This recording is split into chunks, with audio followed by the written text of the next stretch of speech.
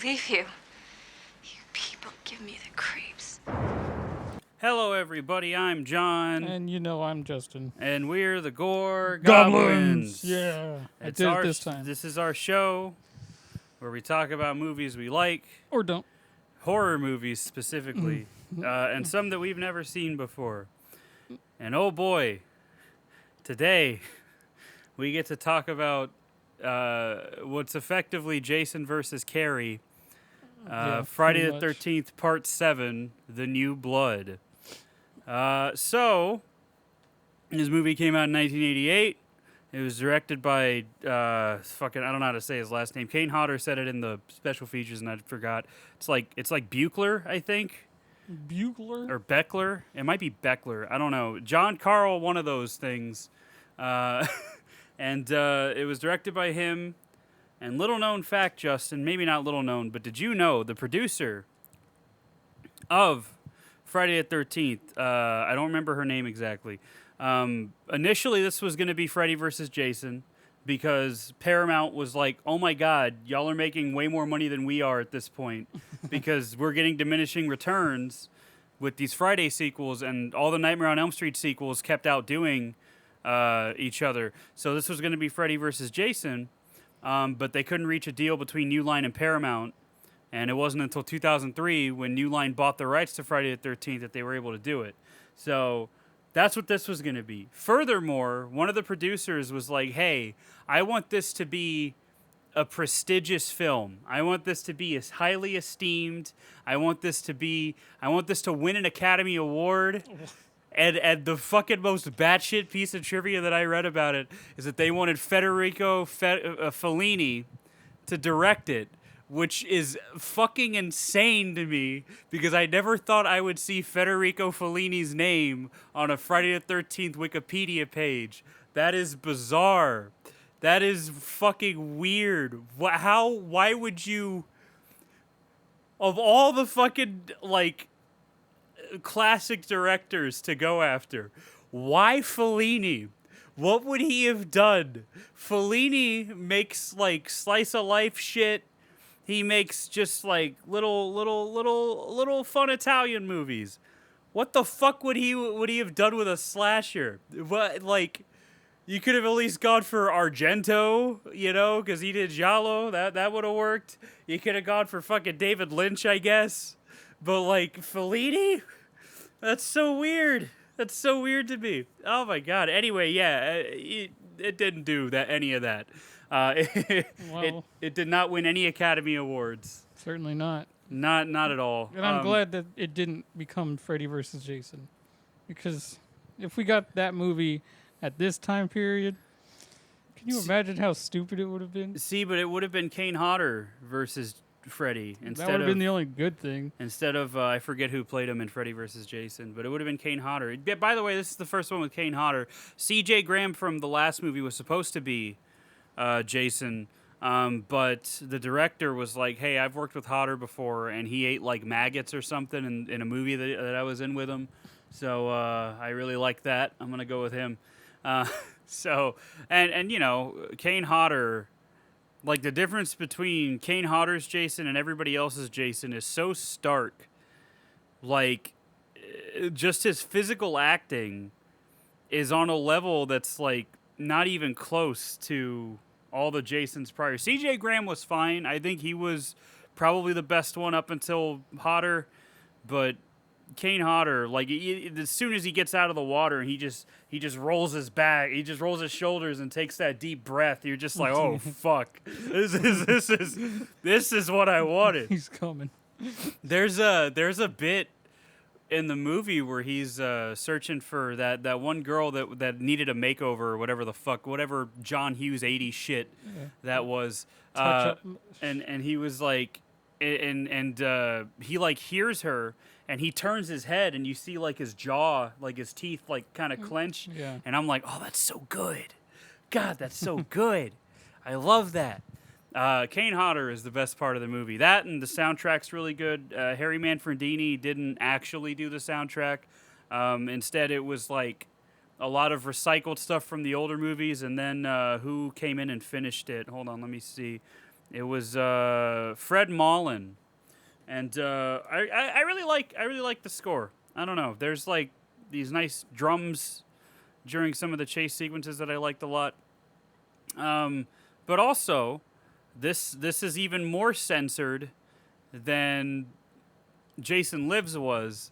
There's so much work that went into the special effects, and I know I've said this at least 6 times already, that we're never gonna see because Paramount destroyed the master reels. Yeah, I think this movie has like the hardest cut so far. Yeah, like I thought Part 5 was bad with the cuts, but this one's rough. Like he's halfway done swinging and it cuts away. Like, oh my god, and like the only footage of it is in work prints, and the effects work even shines through on like shitty VHS quality, and it's just a damn shame that Paramount fucking destroyed the masters, because we could have an unrated director's cut of all these movies, but you know, c'est la vie, right?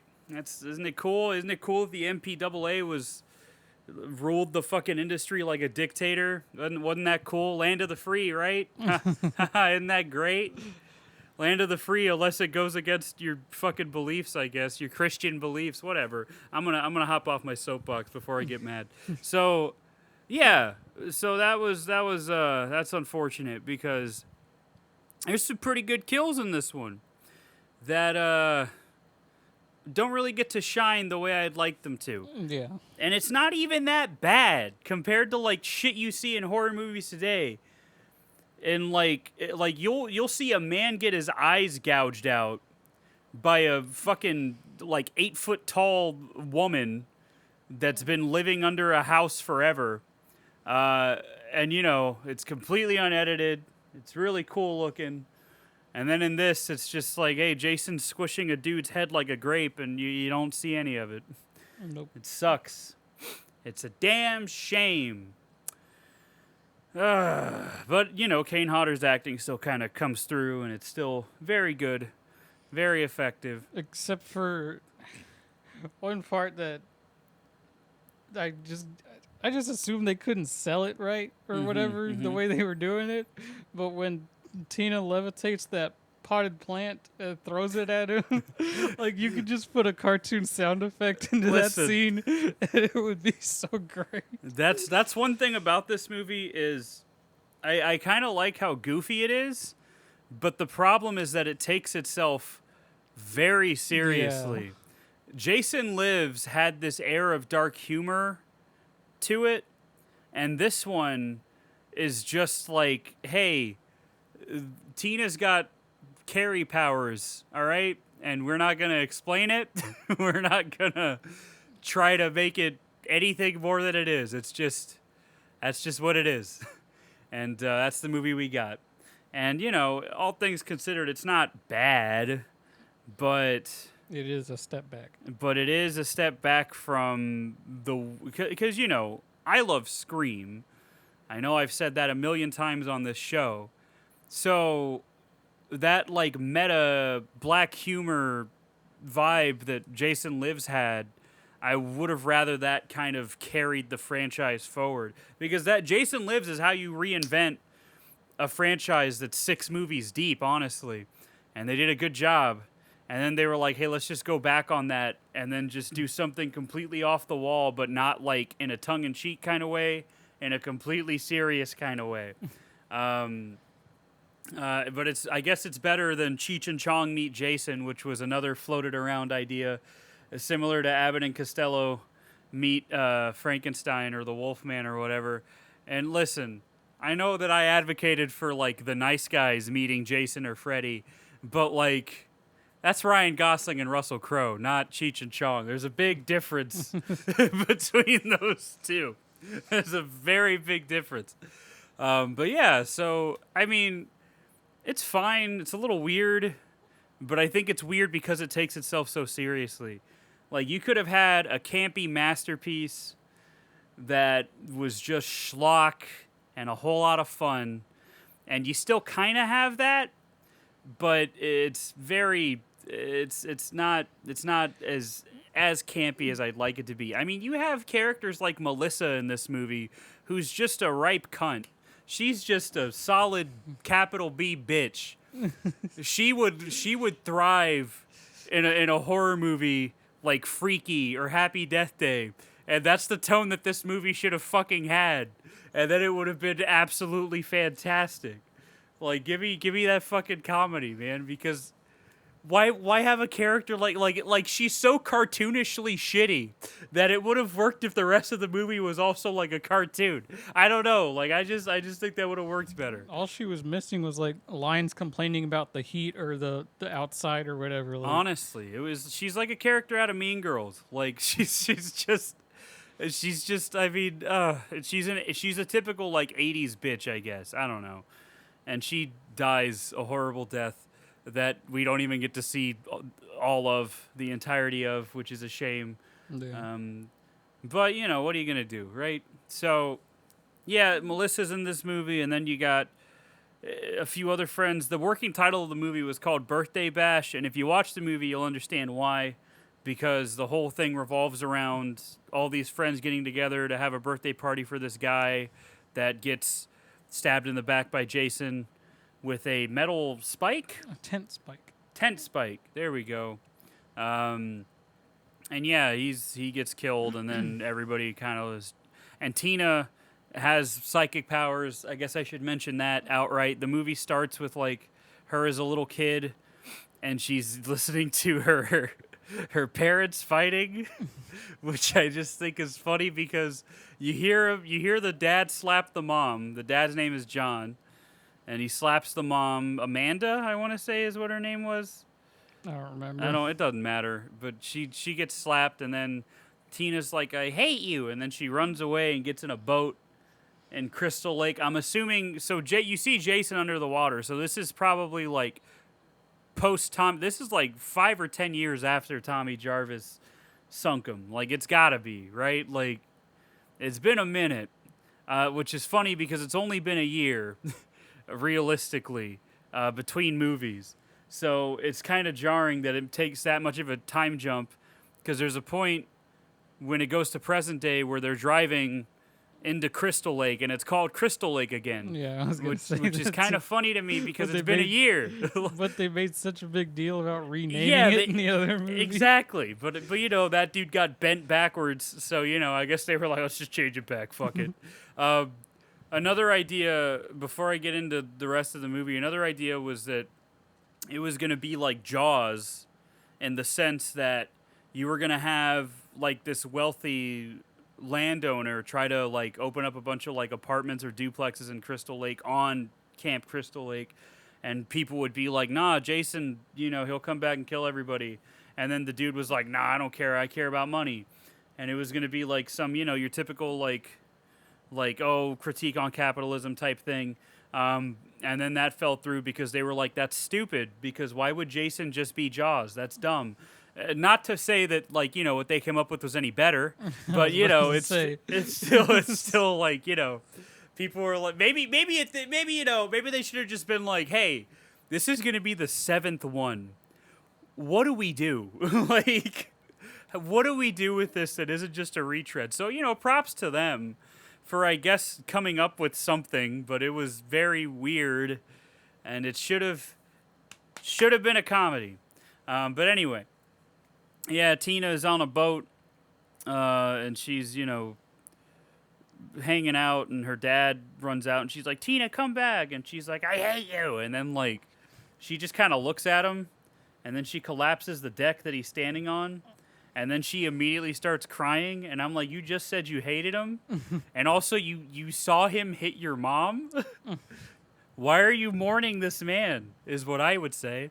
White people, I'm telling you, white people are strange. I know the things my dad did to my mom, and I don't want anything to do with him, and I hope he dies a horrible death. So, you know, that's where I'm at. But, you know, I guess, you know, it's different when you have telekinetic powers. I don't know. Fuck do I know? Anyway, yeah, then she wakes up because she's remembering it. And then, like, I don't know, they're going to, like, a house on Camp Crystal Lake. It's their house. It's their house with Dr. Cruz. And when they said his name, I instantly thought, oh, like, he must be Hispanic. And then I see the whitest man I've ever seen in my life. And then when I'm doing my research, I realized that it's spelled Crews, not Cruz. And I was like, oh, okay. I just misheard it, I guess. Anyway, he's a dick, and he's there. And he's like, we have to, we gotta see what's up with her powers or whatever. And you get, like, a lot of, like, there's a lot of stuff. There's a lot of front-loaded character stuff with characters that aren't very interesting before we get to Jason. So you meet Nick, who is a very handsome man. Also, he's gay in real life. I realized that while researching. Apparently, he was just in the closet. Him and the actress that played Tina, who I cannot remember her name. It's a weird, like, 3-name fucking name. It's Lar Park Lincoln. Lar Park Lincoln. Yeah, what a name. Good for her. They didn't get along on the set. It wasn't until years later when they started, like, doing conventions and shit that they kind of got along more. But Nick is a very handsome man. In perhaps a better timeline, he would have been Superman in the 80s because he's got that face, And, he's the love interest. And then you got Melissa, who wants to fuck Nick, but she's a bitch, like I mentioned. And then, like, there's a bunch of other characters. You got your stoner. You got your weird sci-fi geek that is, like, just trying to write the next big sci-fi novel. You got the token black people, unfortunate for the time. But that's just the reality of it. You got the ditzy girl that really wants to fuck the stoner for some reason. And in my head, I'm like, I just know that dude smells terrible. There's no fucking way this man smells nice. And then you have both of them wanted. And then the nerd, the dorky girl, I guess. Again, these are all characters out of, like, a fucking John Hughes movie. All the characters sucked in this like, one. These are, like, pale imitations of shit that you'd see in 16 Candles or Breakfast Club, which is something that always fascinates me about these Friday the 13th movies, is that they're just, like, one step away from being just 80s teenager movies. Yeah. And I feel like if they leaned more into that, I'd enjoy them more, but a lot of them don't. And this one tries to lean into it more, but also you got this weird shit with telekinetic powers. So that kind of fucking, I think messes it up a little. But and then, that's all you got. You got all them people. And the characters aren't really interesting. Nick is fine. He just doesn't really have a lot to do, and he's kind of boring. He reminds me of the dude from 3. Which one? Oh, the one that gets his eye popped out. Whatever the fuck. Rick, yeah. His acting was better though. Rick's acting was fucking terrible. Oh my god. I kind of I wanted to like Tina. I wanted to like her more than I did, but she's just like, I don't know. She just doesn't really work as well as I'd like. Yeah. I think she's fine. I like her, but I don't like her as much as I want to. She's definitely the best character outside of Jason, I would say, because I don't really care about anybody else. I will say that I was kind of happy when her and Nick both made it out. Because I knew she was going to survive because she's the final girl, but, like, I was like, oh, I want Nick to survive too. I want her to be happy. Like, I want Tina to be happy because, her mom's dead now. She killed her fucking dad. Her fucking doctor was a piece of shit. Like, just let her have a happy ending. And then she got a happy ending, and I kind of like that. But everybody else dies. Literally everybody else dies. So Tina, checks in. Nick immediately is like, oh, wow. I want her. Here's a girl I saw for 2 seconds. And I'm in love with her, but we could all relate to that. So, he's like, I love this woman already. And then she, like, drops her suitcase full of clothes, and he instantly is like, oh, fuck, here's my chance. And then he goes to, like, help her, and then she's just a bitch to him for, like, no reason. She's just like, I'm perfectly capable of doing this myself, thank you. And I'm just like, oh my god. Like, It's because she didn't want to be there. Like, I get it, but fuck. Like, jeez, like, he was just trying to help, And Melissa's just, like, being a catty bitch in the background. And I'm just like, oh my god, this woman, this Emma Roberts in a movie ass. But you know, that's the way it is in the '80s, I guess. Everybody's a bitch and they want to sleep with everybody. That's what these movies have taught me. Yeah. But yeah, so then you know we get a scene of her, of like Dr. Cruz trying to like goad her into doing something psychic Move a matchbook. with the matchbook. And, you know, you have a little scene where she moves it and then she lights it on fire and all that shit.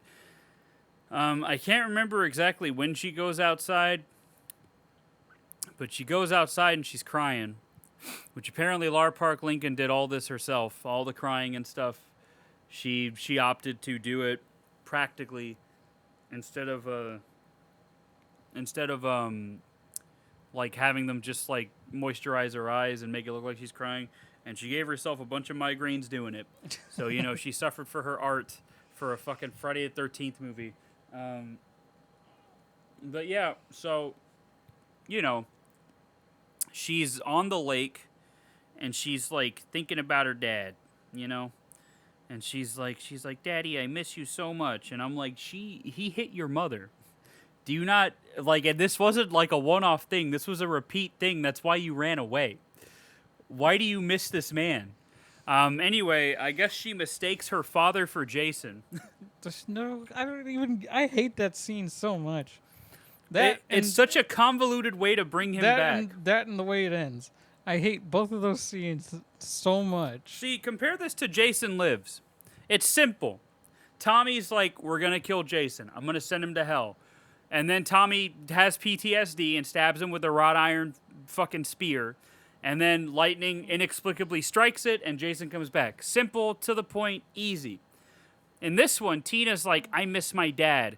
Dad, is that you? And it cuts to Jason, so I can only assume that she thought Jason was her dad, and then she, like, breaks his chain and he floats up. And then she passes out. Why Jason didn't immediately just grab her and rip her in half, I don't know. But he didn't. So, you know, that's how he gets out. It's simple, but the way you get to it is convoluted. It doesn't work as well as Jason Lives does. And again, Jason Lives had this air of, like, black humor to it. Like, instantly you could tell that it had a vibe of, like, we're not taking ourselves seriously. So Jason being brought to life by a lightning strike works. Jason being brought to life by a mourning girl with psychic powers in a movie that takes itself 100% seriously does not work. Well, I don't think he was dead. I think he's just asleep. No, he was asleep. But, well, brought back to life was the wrong way to put it. Jason being freed is it doesn't work as well as Jason being brought back to life in a very universal movie, monster movie kind of way, you know? It's just like she's just looking at the lake and thinking, oh, maybe I can raise my dad's body. And it just instantly targets Jason's chain because he's the only thing there, I guess. Well, we find out in the end he wasn't, but you know we'll get to that. That I have another question about, but yeah, later when we get to that part. Boy, howdy, we'll get to it. Anyway, yeah, Jason comes back and she's like, "Oh, where is he?" And then Jason like kills a couple of campers. I don't remember how he kills the dude. Doesn't he just like punch his back, and then he takes his machete? He doesn't know that. Well, that's later. First, he kills the dude with the tent spike. Oh, yeah, okay. That kills Michael or Greg or whatever the fuck his name was. Yeah, Michael.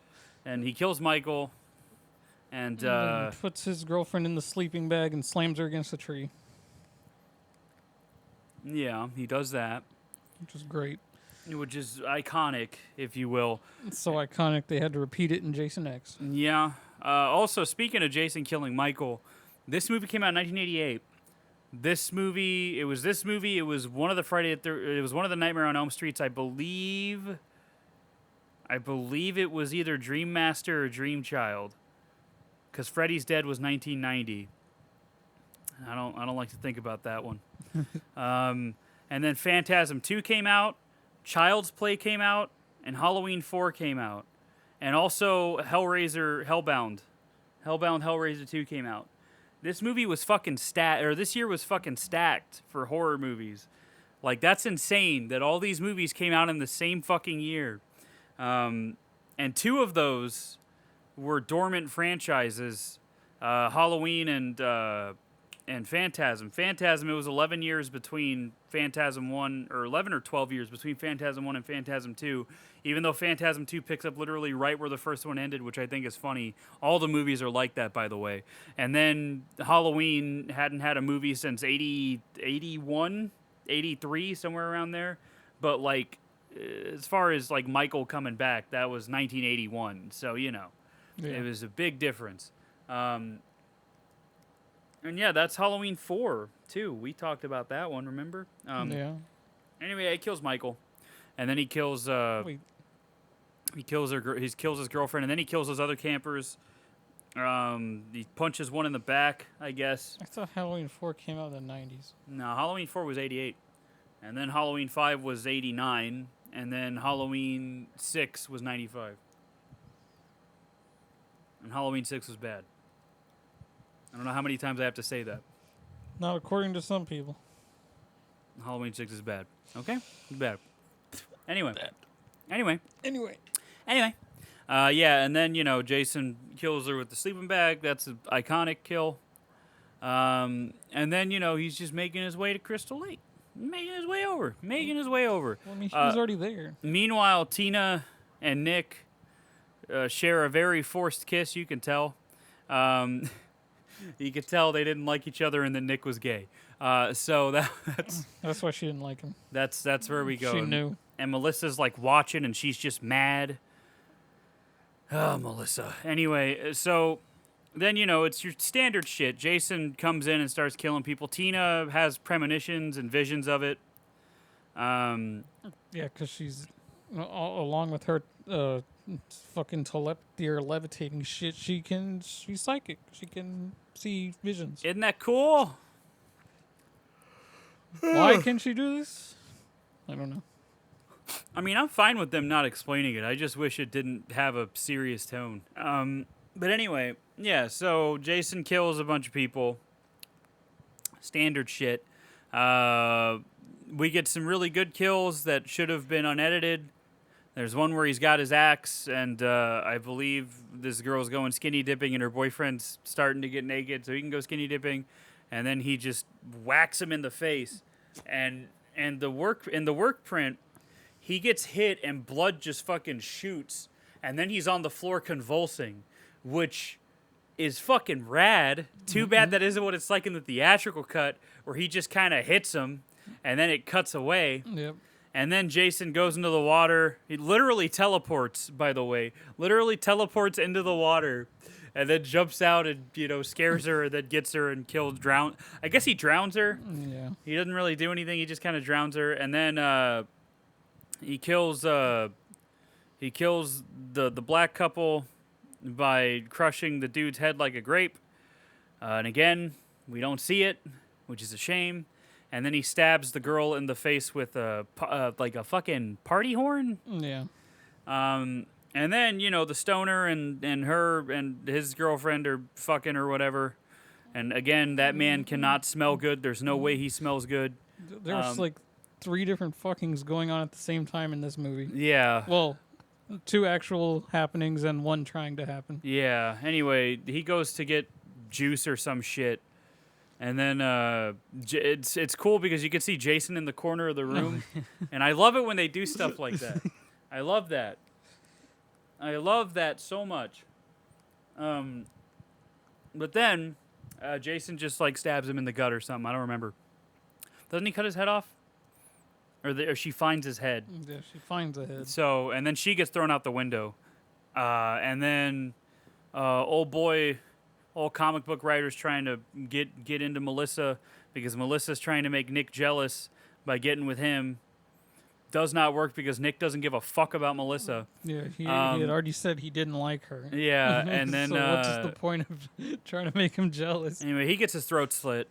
Meanwhile, all this is happening. Dr. Cruz and...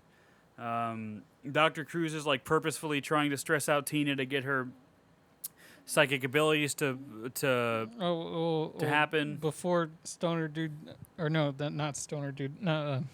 Mr. Sci-Fi dude dies, he's like opening all the presents since Michael never showed up. Yeah. And that one that was the Personal penis enlarger just a is magnifying just a glass. fucking magnifying glass. I thought that was a good bit. See, if they had shit like that sprinkled throughout the entire movie, it would have been better. Is that the only joke in the movie? I think so. I think that's the only joke in the movie. Or the only one that landed. Yeah. Jesus Christ. What a missed opportunity. Cuz like I know in Jason Lives you have that one kid driving the car listening to Alice Cooper going, "This is great." And he says that like 10 times. But like it's so goofy that it can't help but love it. This is the same scene where a woman gets her head pushed through metal so hard that she leaves an imprint of her face. That is awesome. That's cool as shit. And it was because, the director wanted to make Jason kill people in ways that a human couldn't. Ripping a heart out and shit. That doesn't really happen in this one. He just kind of kills people the way he did before Jason Lives. Yeah. And that's kind of a shame, too. The only reason you remember he's not human is because you can see his exposed bones. Yeah. Anyway, the makeover girl gives herself a makeover, and then she gets killed off screen. But her death was supposed to be, I think she gets stabbed in the neck. Yeah, because when Tina sees the body, her throat's cut. Yeah. Anyway, Dr. Cruz and Amanda both get killed. Amanda gets stabbed in the back because Cruz uses her as a shield. He was inspiring Gears of War. Yes, he was. And then he gets his guts ripped open by a circular saw, which you don't get to see. Yeah, of course not. Yeah, because of course you can't. No, anyway. So at one point it's Nick, Melissa, and Tina left. Melissa or Nick and Tina are looking for her mom. That's where Nick sees Michael. And then, Nick, eventually Tina finds her mom and she gets all sad about it. And then, eventually they go back to the house and Melissa's like, "I've been looking for you all day." And then she screams out chocolate for some reason. But besides that, she's just a bitch to like Tina for like no reason. Like she says, "You people always sick of me." Like, bitch, who are you?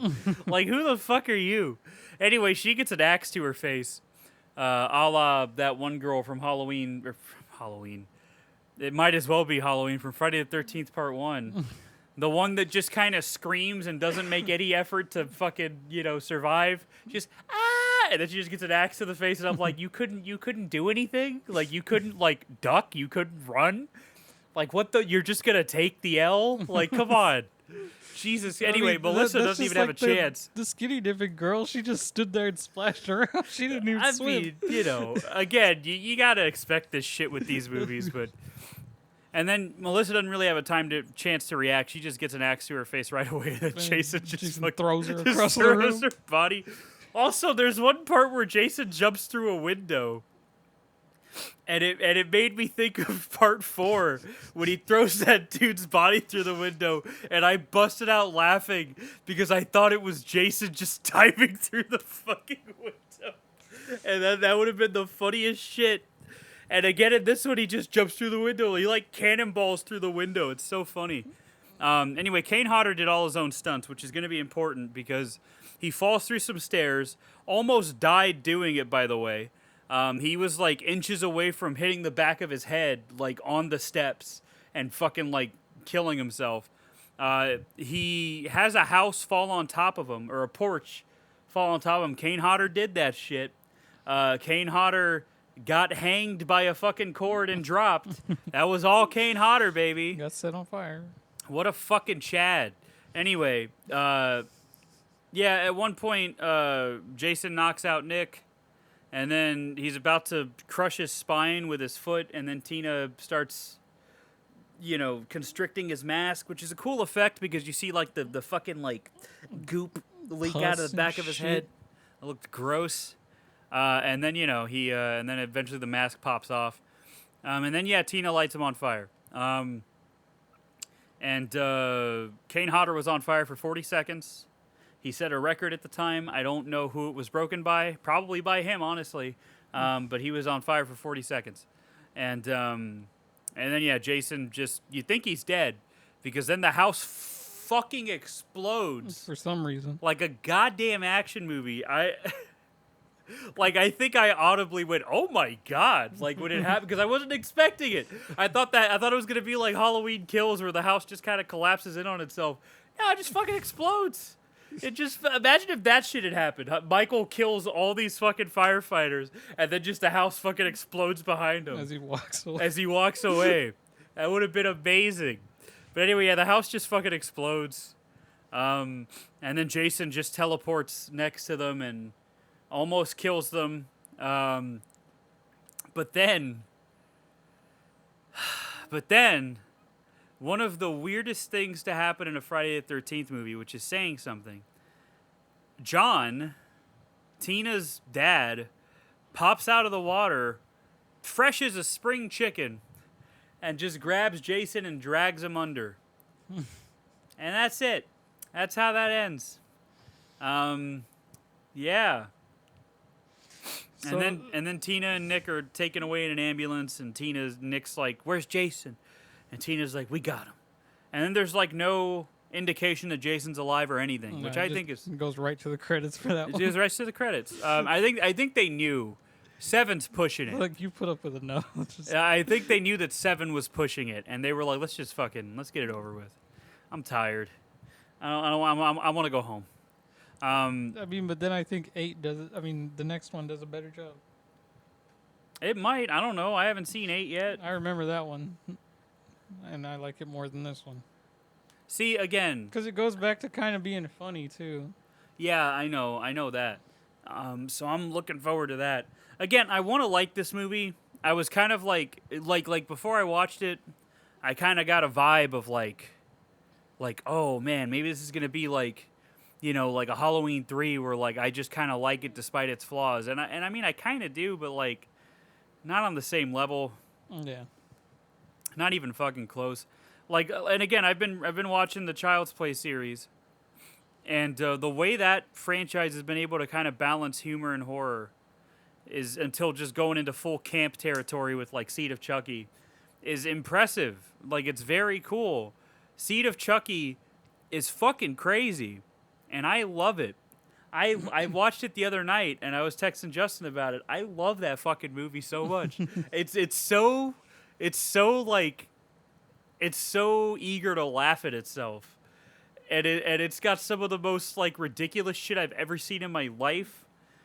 It tackled like gender issues a whole like 20 years before it was relevant in pop culture and the zeitgeist, and gender fluidity and all that shit, which is crazy for a movie that came out in like 2002 or 2004 or whatever the fuck it was.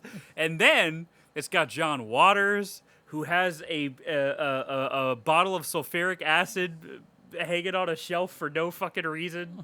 It's just a good time. You got Glenn fucking speaking Japanese because his fucking made in Japan on his wrist.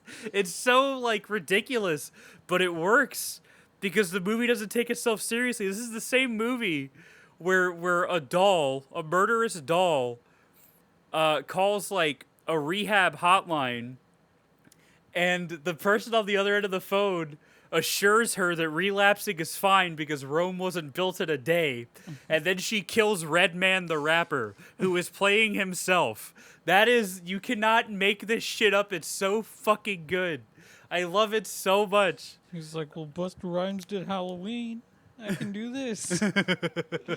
Then you got the Britney Spears scene. The Britney Spears scene where Brad Dourif has one of the best line reads of all time. Oh, I can't wait to cover it. It's so good. I love like Child's Play. I think I'm learning that I really like it when humor and horror mix. I really like that. And Child's Play is quickly becoming one of my faves. It's a lot of fun. Doesn't take itself seriously, which is something this movie could have done. That was my point. Is this movie, if it had just had like a comedic tone or a self-referential meta tone, easy win.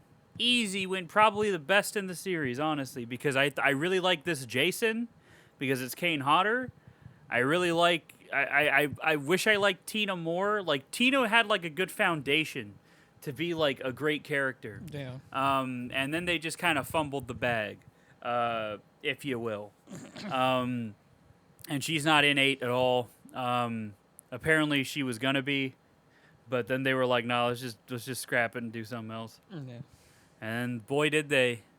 I guess we'll find out exactly what they did next time we talk about Friday the 13th. But yeah, what a movie, huh?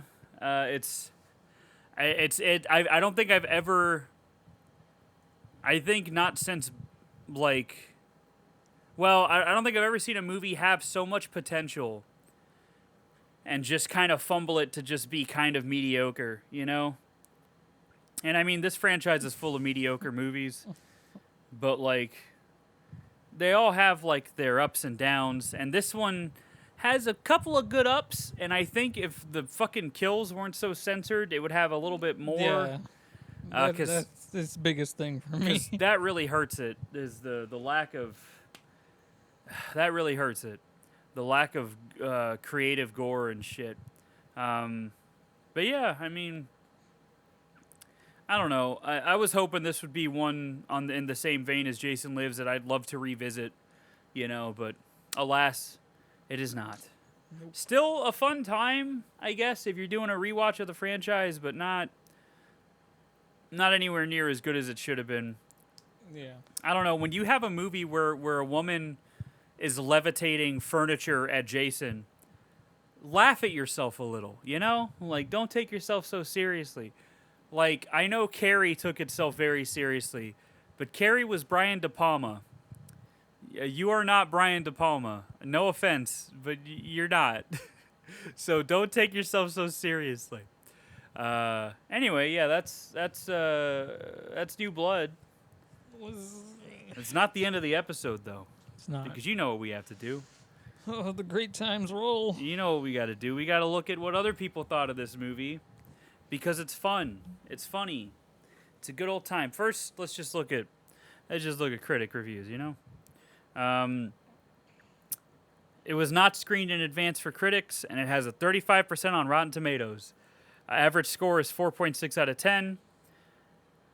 The site's consensus reads, as lumbering and bereft of conscious thought as its unstoppable star, Friday the 13th Part 7, The New Blood, finds the franchise in desperate need of the title ingredient.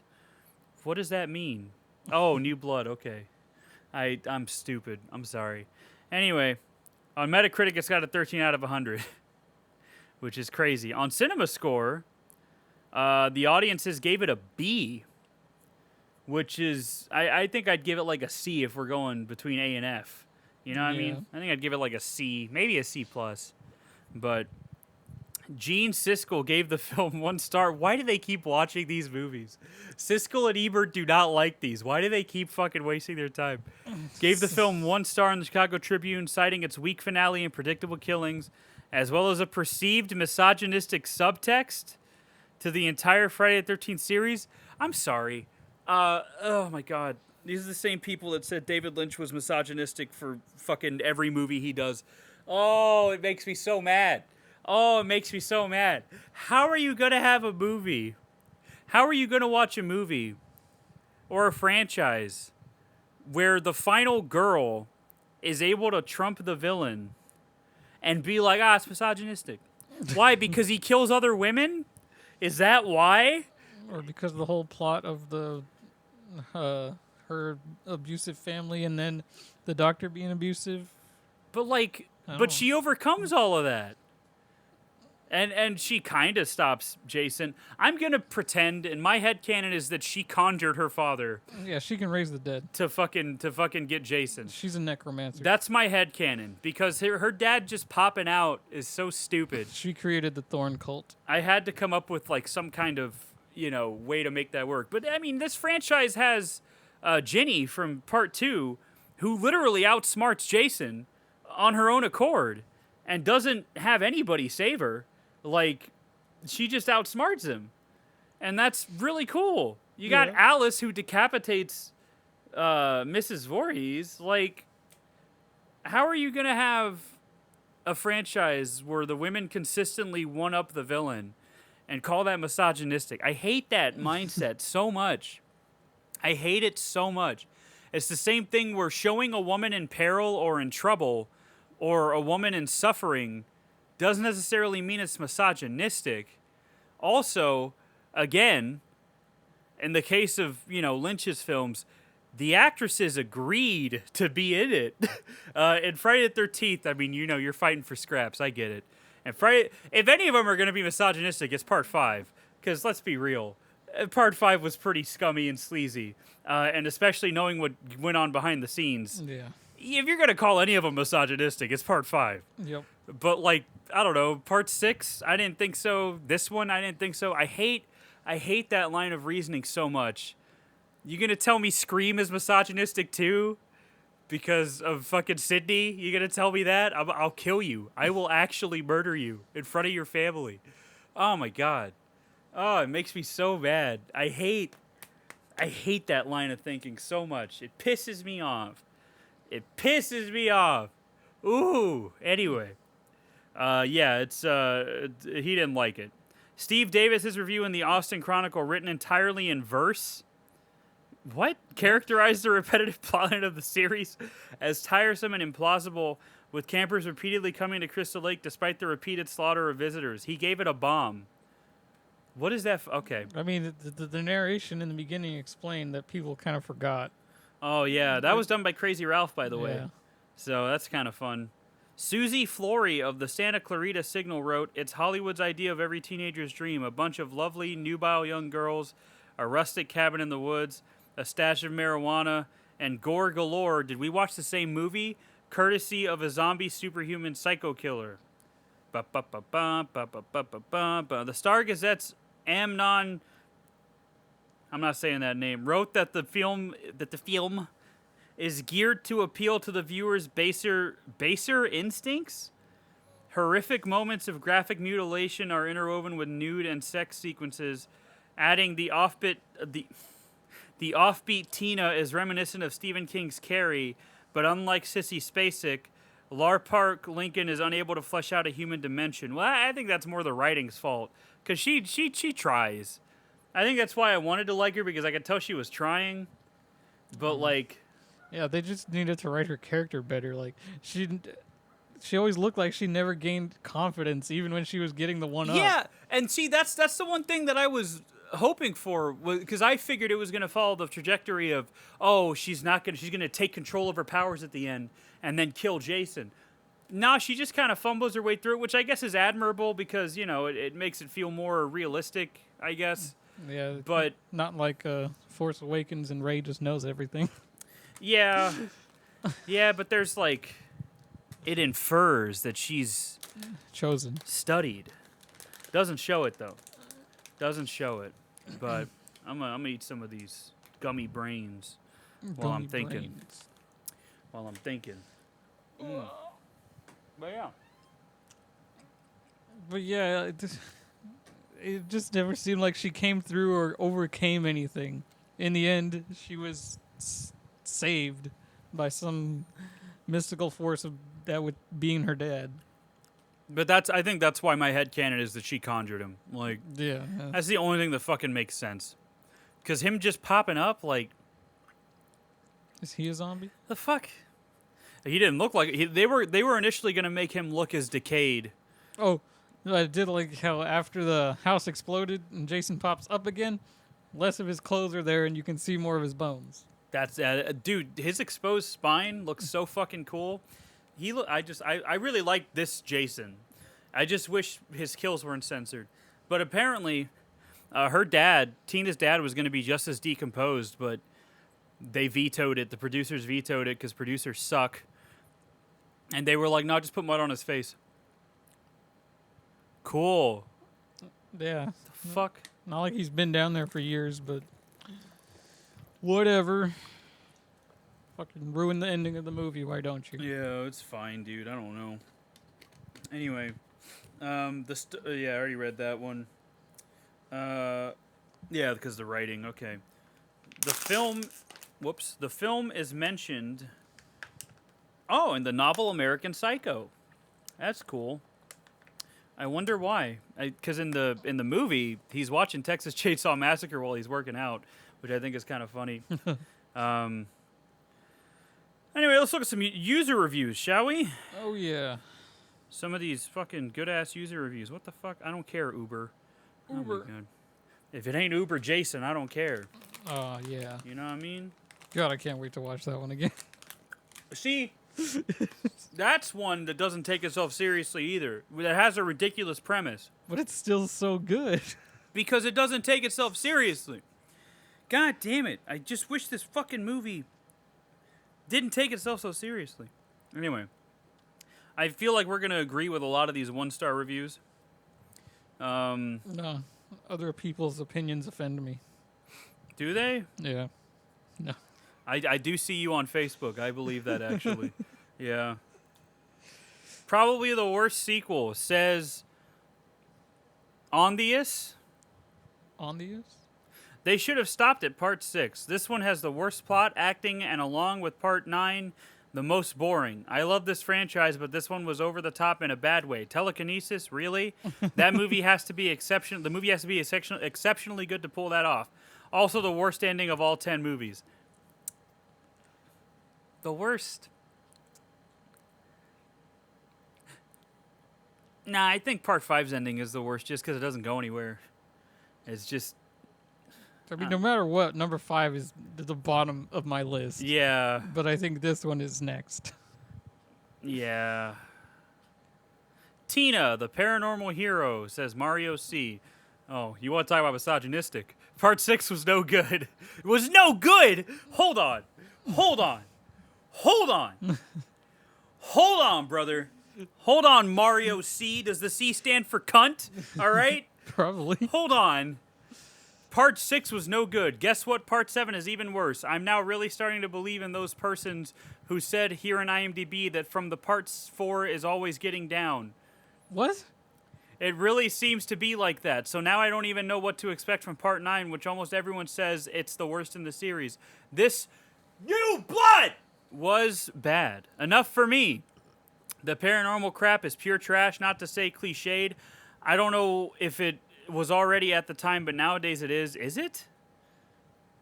And the way they reborn Jason and kill him in the end is just pathetic. I'm now scared, expecting to watch the other movies, not because of Jason, but because of the awful they might be. This man doesn't speak English, okay? This man typed all that shit in his language into Google Translate and copied and pasted it. The new blood, what's new about it? It's a fucking laugh track after that. Darren Wisbaum. Not any different than any of the Friday the 13th films before or since. Just more ways in which kids can get beat, stabbed, hacked to death, strangled, and in this one, kicked while in a sleeping bag. Wow. Wasn't kicked. The death of Jason's crazy mother in the first one so long ago must have really made him angry to keep this grudge against young, sex-starved kids. I mean, this is not scary any longer, and I am not sure that it ever was. I mean, you can only see so many people getting killed by some madman. At least for me, this was the case. That was the case after Part 4 when it was the final chapter. Are the writers in Hollywood... Oh, I had to sneeze. Are the writers in Hollywood so out of original ideas that they have to keep going back to crap remakes and sequels that should have died like all those sex-starved kids? My man really liked that phrase, sex-starved kids. Makes me wonder what his search history looks like, you know? Absolutely terrible. Says, I hate every movie I see. We love this guy. Yeah. A girl with psychic powers unintentionally brings Jason Voorhees, a maniacal mass murderer, back to life. This sounds like a good movie. Not. Oh, he's a comedian, dude. He's so funny. Yo, that's hilarious. That's hilarious, bro. This movie is unbearably stupid. The acting was very poor and the storyline could not have been any worse. The only value in this movie is that it gives aspiring filmmakers the motivation that maybe, just maybe, their film can make it to the big screen. If Paramount Pictures release this film, they will obviously accept anything. So if you're interested in a movie-making career, contact Paramount. Do not see this movie for any reason. You'll be sorry. Maybe I don't get it, says Brady Nick. I see all these 7+ star reviews and just think to myself, how? Plot equals terrible. Acting equals terrible. Blood and gore equals little to none. I agree with you on that, brother. Nonsense plot, boring kills, says Stan Shao. The kills were censored by the MPAA, so this film is basically pointless. The plot makes no sense and it tries to shoehorn in so many characters with no reason to care about who they are or to get excited for their deaths. Since again, the kills were terrible and largely off screen. Okay. This guy's saying it's a ripoff. What the fuck? Okay, hold on. Friday the 13th, Part 7, The Mother of All Ripoffs by Tixer6000. Was he going to be saying it's a Carrie ripoff? Well, this movie is so bad I have problems to find words for it. Even it has horrible script and editing, it have a so cliche and cheesy plot. Evil stepfather who only used his stepdaughter to his own that's not a stepfather. That's not a and mother who don't believe her about his male friend being bad. What? This plot is from some 80s family movie. Also, it rips off 70s and 80s well-known horror classics. Main character is Carrie. Some of the scenes in the woods are directly from Evil Dead. And even as this wouldn't be enough, the ending is from A Nightmare on Elm Street. Huh? I'm trying to think. Evil Dead, that statement's already gone because I don't know what the fuck he's talking about. The ending? Mirroring Nightmare on Elm Street? All right. I thought earlier part was bad, but I was wrong. This is worse. I assumed that this movie would just be about zombie killer Jason chasing teenagers, but it's just a little portion of the plot. There's a whole lot more idiotic entities served for you. This guy says, "Don't watch it!" Just like that. The worst Friday movie ever. It's legit so stupid. If you're a fan of the first 4 movies, don't watch this. That's all he had to say. 4. That's all he had to say. My man was just like, we're not even going to talk about 5 and 6. Let's look at some 10-star reviews. Okay, that's a whole fucking essay. I ain't reading that. You know what? Actually, why don't we take a trip to the back to the Twitter of film apps, Letterboxd. Oh yeah, that should be Okay, good. one of the people I used to follow gave Halloween 2 a 5 out of 5. That's a crime in itself. And then someone else gave Yojimbo only 4 stars. You're going to give Yojimbo only 4 stars? What? What? How are you going to give Yojimbo 4 stars? That's like at least a 4.5. This is why I don't use this anymore. Because now, I'm getting mad. Okay, hold on. Friday, Part 7. Part 7. That's Part 8. That's the New Blood. There we go. Okay, so this has a 2.5 out of 5 on Letterboxd. 70 fans, so 70 people have this in their top 4 favorite movies of all time. That's something, I guess. I just realized how misleading the tagline on the poster is. What is it? It said on Friday the 13th, Jason is back, but this time someone's waiting. Like they were supposed to be fighting each other or something. Like, I mean, like there was going to be some big showdown. What a... See, What a time that's to what be it was alive. missing. Like, it needed her to have confidence in herself and control her powers and have her and Jason actually fucking go at it. Like, that would have been cool. But Yeah. I do understand the fumbling through the thing, like you said, because that makes more sense than her just suddenly be able to control it. But can you imagine how much Yeah. cooler it would have been? Yeah, let's do between 1 and 1.5 stars.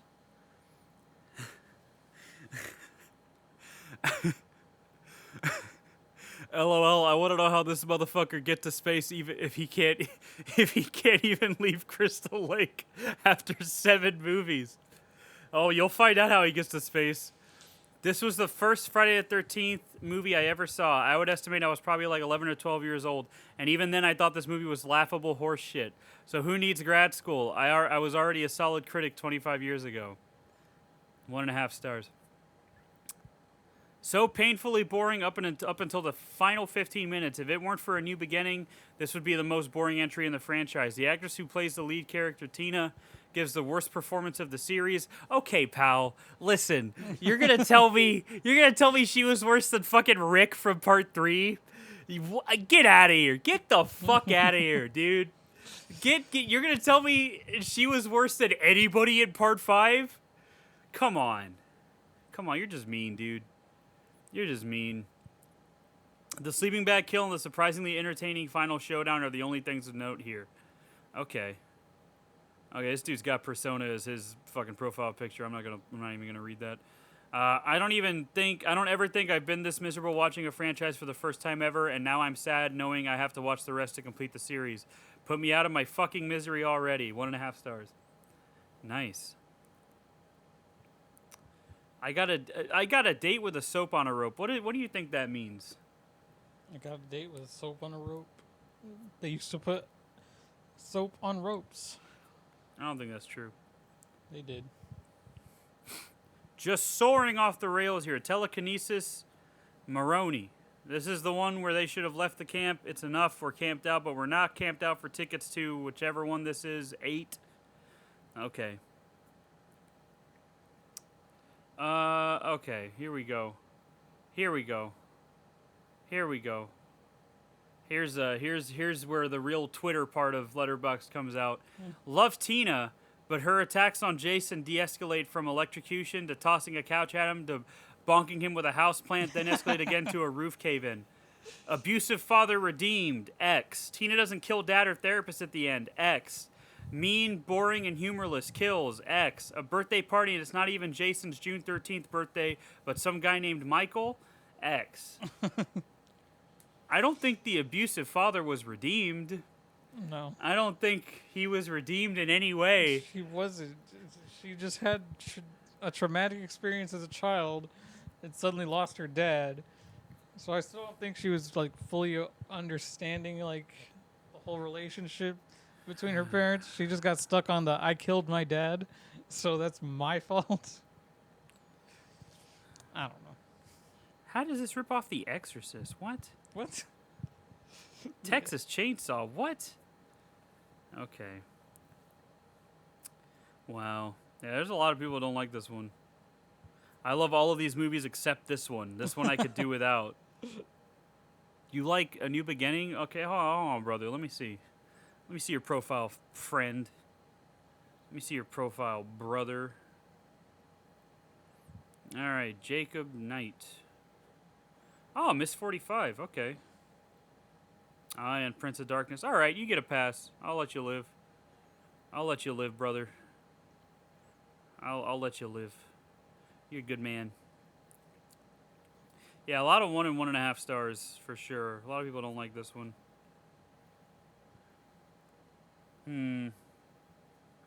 Yeah, that's too bad.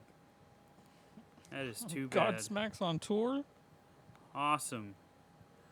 Anyway, I think that's all we got to say about it pretty much. What do you got anything else to say about it, Justin? I wish it was better, but it's not part 5, so it gets a pass. That is true. It's not part 5. Or 3 for that matter. Yeah, 5 and 3 are pretty bad. Okay, yeah, so 5's the bottom, then 3, then this one. Yeah, I really wish I liked this one more than I do. It is, It's just the censorship and the writing. That's what brings this one down. Yeah, but if anything good came out of it, it's that we got Kane Hodder as Jason. Yeah. That is the best thing that came out of At it. least that. Because, yeah. I wonder, if any of the other ideas would have been any better.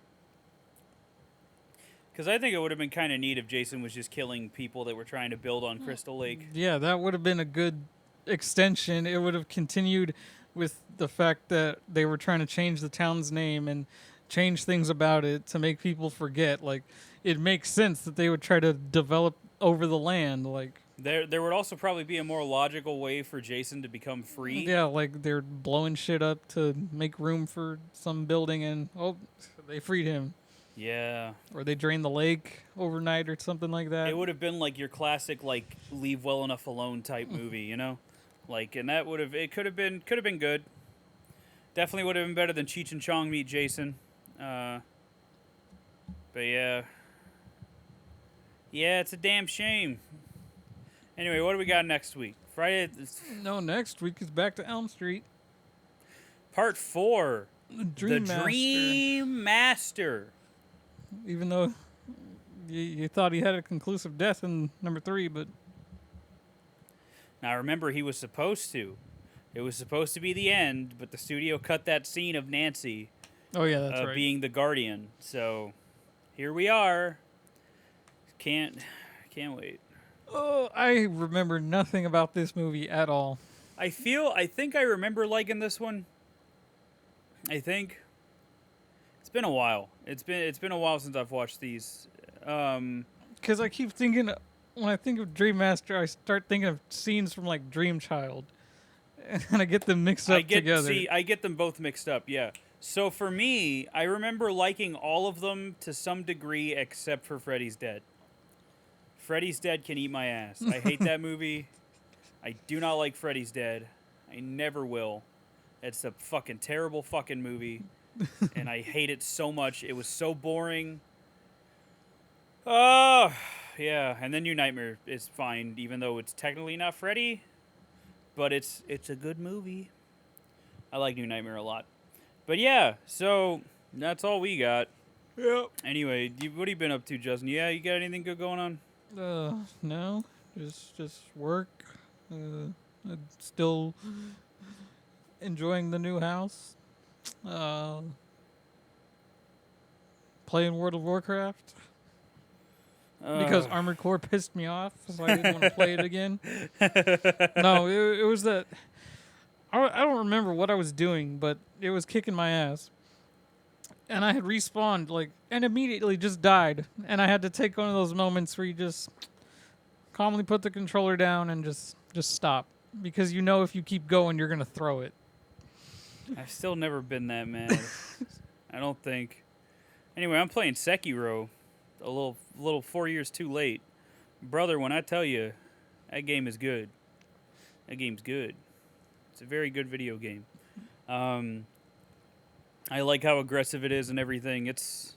I'm loving it so far. I can already tell it's going to be one that, just like Ninja Gaiden Black back in the day, I'm going to be replaying this shit over and over again. You know, I've got friends that are really into Dark Souls and stuff, and they'll replay it over and over and over again. And this is probably the first FromSoft game that I've played that, one, I intend to finish, and two, that I feel that same way where it's like, oh man, I want to play this over and over again. Just because it's so good. It's so fun. It's a good time. So if for some reason you haven't played it and you're late to the party like I am, pick that shit up. It's good, brother. No. It's a good game. No. Solid game. No Maybe. fucking stamina bar to worry about. Only thing you got to worry about is your posture. Your posture bar. Which is just parry. Just get good at parrying. That's really the best advice I can give you. But yeah, that's Friday the 13th, Part 7. I'm really, if this one's as bad as it is, Part 9 must be really fucking bad. Everyone's problem with Part 9 is the same problem with number 5. Jason's not technically there. Doesn't it also doesn't it also do some Thorn trilogy shit where it gives an excuse for why Jason's the way he is or something? With some fucking hell slug or some shit?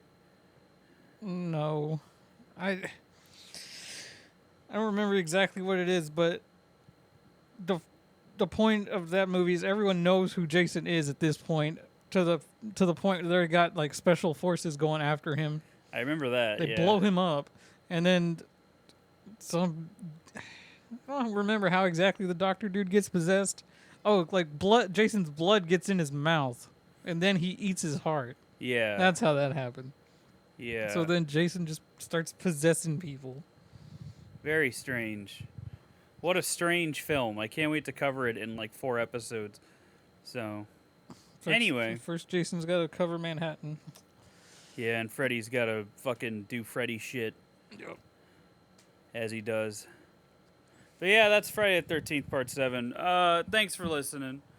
I know it was a little shorter than usual, but I'm feeling kind of woozy. And also, this movie doesn't really have a lot going for it, if I'm being honest. Is it raining? Yes. Also, it's raining. Awesome. So Justin has to walk home in the rain because he's a bitch. It'll be good for him. Anyway, yeah. So we'll catch you next time when we talk about the Dream Master. Yeah. Oh boy, follow us on Facebook, follow us on YouTube. Listen to us wherever you listen to your podcasts, people. I'm trying to think of like something I can do during October on the Facebook. You only might regret it. You only might regret it if you listen to us. They won't regret it. Let me have this, all right? If they didn't enjoy it, at least they had something to put them to sleep. That's fair. Or to get mad at. Yeah. So they can punch a child, you know. Typical stuff. Anyway, yeah, thanks for listening. And we'll see you next time when we talk about the Dream Master. Yep. Bye-bye, everybody. Bye. Goodbye. I like how I wave and nobody can see it. Ooh, yeah.